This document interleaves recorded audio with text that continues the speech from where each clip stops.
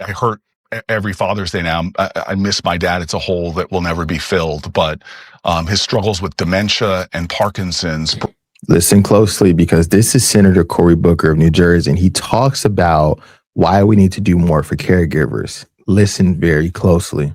Broke me apart, like the millions, tens of millions of Americans right now who are caring for a father or a mother who are struggling with this disease. The one thing about these things that shatter us is actually they open us up and give us more points of connection. We are a nation that does not do enough for people who are at home caring for others.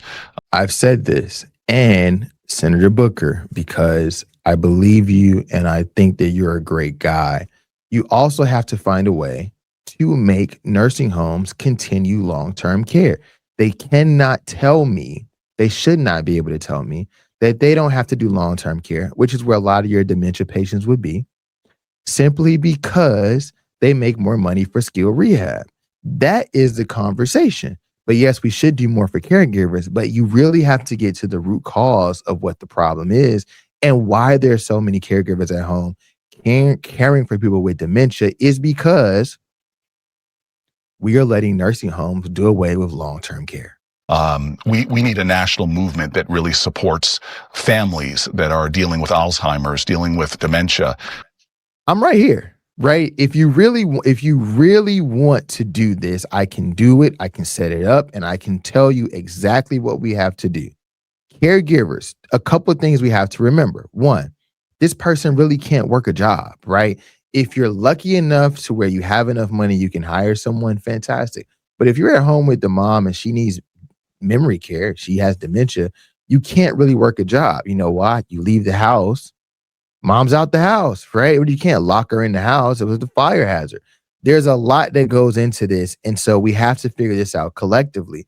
But there are some things that you all need to do as well. For one, figuring out how to get more people back into their jobs. We're losing too many jobs. Number two, the cost of living is too high.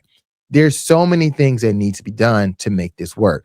But for caregivers specifically, and I'm going to say this, you shouldn't be able to work in America and then have to give away everything you own just to get Medicaid. I'm going to say that because that's important, because you're wondering why you're struggling with that middle class, because they're literally working their butts off their whole lives and having to give away everything just to get some help in the end, or end up having to spend every dollar that they made on end of life care. And that shouldn't be the case.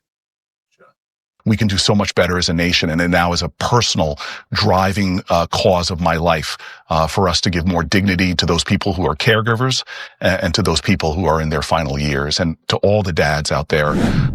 We have to do a better job with hospice. And the moratorium on hospice is something that is going to hurt access to hospice for most people, particularly in rural areas, end of life care.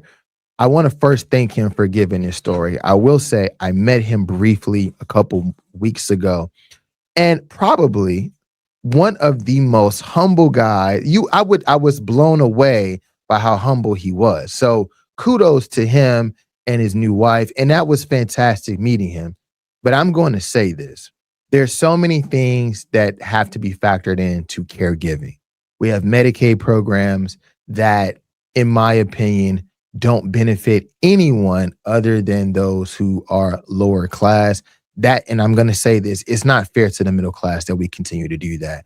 We have to open up Medicare. Listen, Medicare, to be able to help some of those people, particularly if you're going to allow nursing homes to not house my people in long-term care. Someone said something to me that was profound a week ago. She said, they are not called nursing homes, Henry, call them nursing centers, because they no longer house people that need housing. I'd love to hear you all's thoughts in the comments. Thanks.